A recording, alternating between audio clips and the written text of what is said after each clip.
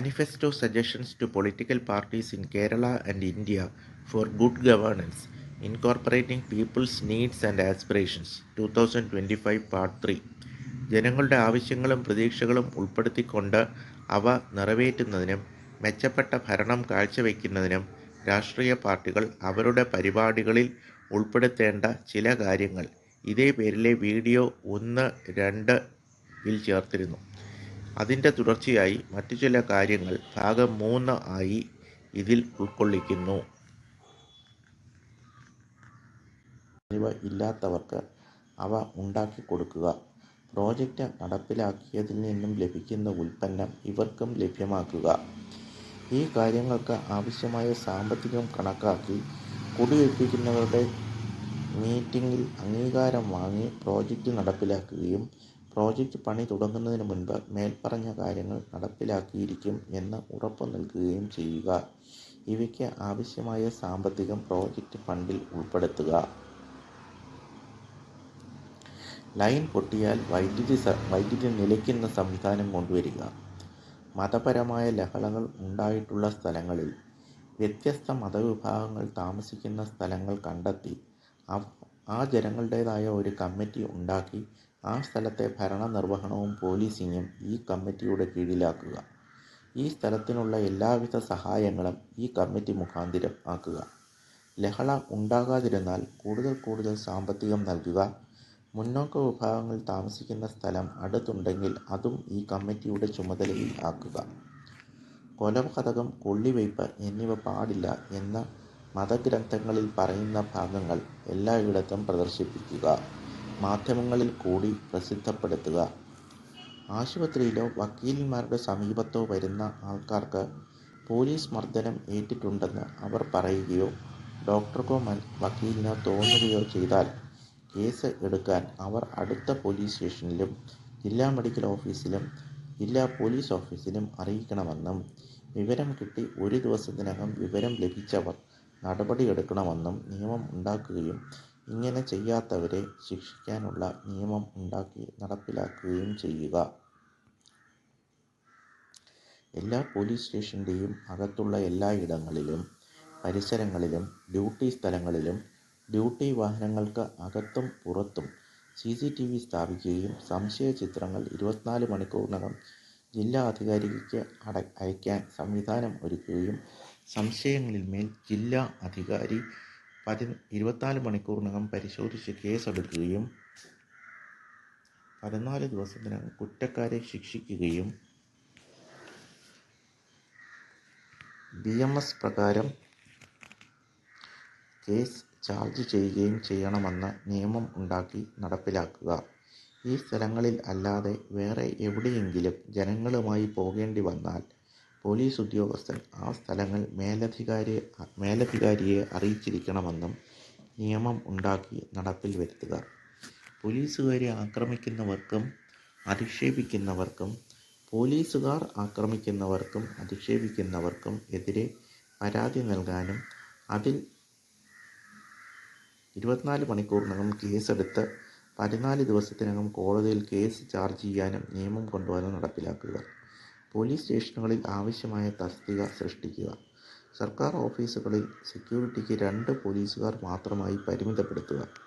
അവിടെ അക്രമം ഉണ്ടായാൽ BNS പ്രകാരം 24 മണിക്കൂറിനകം കേസെടുത്ത് 14 ദിവസത്തിനകം കോടതിയിൽ കേസ് ചാർജ് ചെയ്യുക.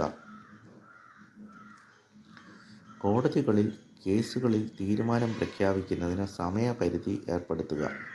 രാഷ്ട്രീയ തസ്തികകൾക്ക് ആ തസ്തികയുടെ കീഴിൽ ജോലി ചെയ്യുന്ന ഉദ്യോഗസ്ഥന്മാരിൽ ഏറ്റവും കൂടുതൽ ശമ്പളം ലഭിക്കുന്ന ഉദ്യോഗസ്ഥൻ്റെ ശമ്പളത്തിന് തൊട്ടുമുകളിലുള്ള ഇൻക്രിമെൻ്റ് ചേർത്തുള്ള ശമ്പളം നൽകുകയും തിരഞ്ഞെടുക്കപ്പെട്ട തസ്തികയുടെ കാലാവധി പൂർത്തീകരിച്ചാൽ തത്തുല്യമായ ശമ്പളം സ്വീകരിക്കുന്ന ജീവനക്കാരുടെ മിനിമം പെൻഷൻ നൽകുകയും ചെയ്യുക.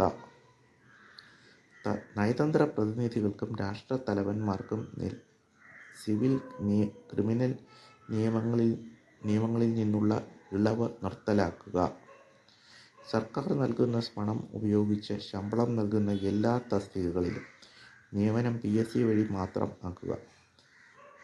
എയ്ഡഡ് സ്ഥാപനങ്ങളിലെ 10% തസ്തികകളിൽ മാത്രം നിയമനം നടത്താൻ മാനേജ്മെൻറ്റിനെ അനുവദിക്കുക. അവർ നടത്തുന്ന നിയമനങ്ങൾക്ക് പണം വാങ്ങിയിരുന്നോ എന്ന് അന്വേഷിക്കുക. രാഷ്ട്രീയ സാമൂഹിക സംഘടനകളിൽ നേതൃതസ്തികകളിൽ നേതാക്കളെ തിരഞ്ഞെടുക്കുന്നത് ജനാധിപത്യ രീതിയിൽ തെരഞ്ഞെടുപ്പിലൂടെ ആവണമെന്ന് ബോധ്യപ്പെടുത്തുവാൻ വ്യാപക പ്രചാരണം നടത്തുക. ആൾക്കൂട്ടത്തെ കൂട്ടിയുള്ള മത രാഷ്ട്രീയ പരിപാടികൾ, തീർത്ഥാടനങ്ങൾ എന്നിവയിൽ അപകടം ഉണ്ടാവാതെ നോക്കേണ്ട ബാധ്യതയും നാശനഷ്ടങ്ങൾക്കുള്ള നഷ്ടപരിഹാരം നൽകാനുള്ള ബാധ്യതയും ദുരന്ത പരിഹാരത്തിനുള്ള പ്രവർത്തനങ്ങൾക്കുള്ള ചുമതലയും സംഘാടകർക്കാക്കി നിയമം കൊണ്ടുവന്ന് നടപ്പിലാക്കുക. സ്വകാര്യ മേഖലയിലെ ആശുപത്രികൾ, വിദ്യാഭ്യാസ സ്ഥാപനങ്ങൾ എന്നിവിടങ്ങളിൽ ഉള്ള സൗകര്യങ്ങളും നടത്തപ്പെടുന്ന രീതികളും മനസ്സിലാക്കി അവ സർക്കാർ സ്ഥാപനങ്ങളിൽ ഏർപ്പെടുത്തുക.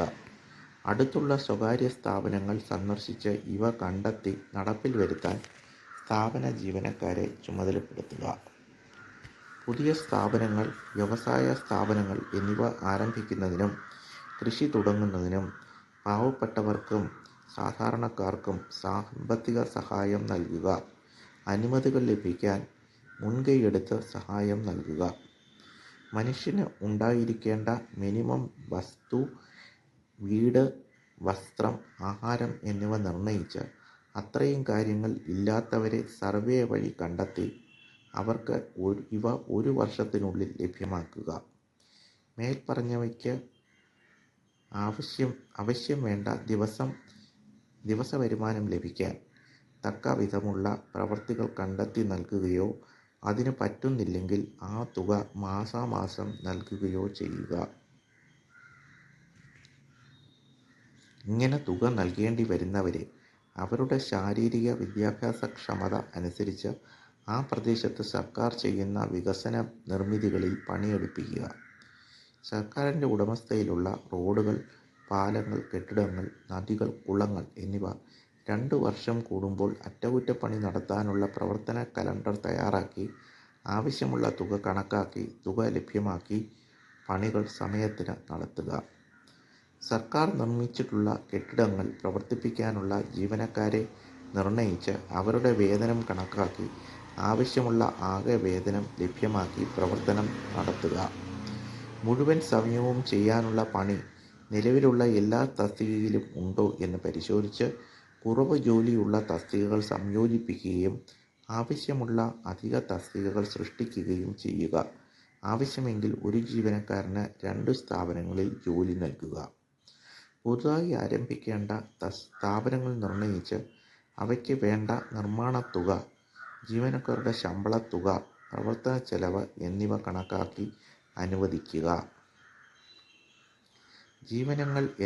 ജനങ്ങളെല്ലാവരും വർഷം തോറും അവരവരുടെ ആസ്തി, വരുമാനം എന്നിവ കണക്കാക്കി സമർപ്പിക്കുവാൻ നിയമം കൊണ്ടുവരികയും ഇവ അവിടെയായി പരിശോധിക്കാൻ സംവിധാനം ഒരുക്കി ജനങ്ങളെ സാമ്പത്തിക നില അനുസരിച്ച് വിവിധ ഗ്രൂപ്പുകൾ ആക്കി കാർഡ് നൽകി അവർ സർക്കാരിന് നൽകേണ്ട വിവിധ നികുതികൾ സാമ്പത്തിക നില അനുസരിച്ച് വ്യത്യസ്ത നിരക്കിൽ വസൂലാക്കുക.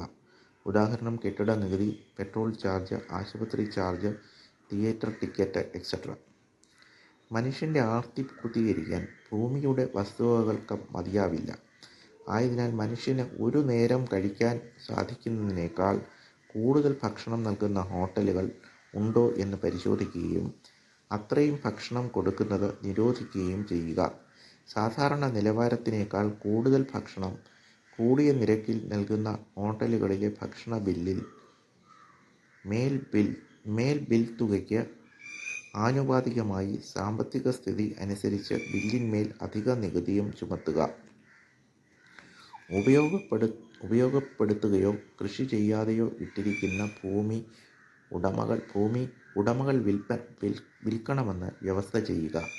1 വർഷമായിട്ടും ഉപയോഗിക്കാതെ കിടക്കുന്ന വസ്തു സർക്കാർ പരസ്യം നൽകി കിട്ടുന്ന വിലയ്ക്ക് വിൽക്കുവാനുള്ള നിയമം കൊണ്ടുവരിക. ആൾ താമസമില്ലാതെ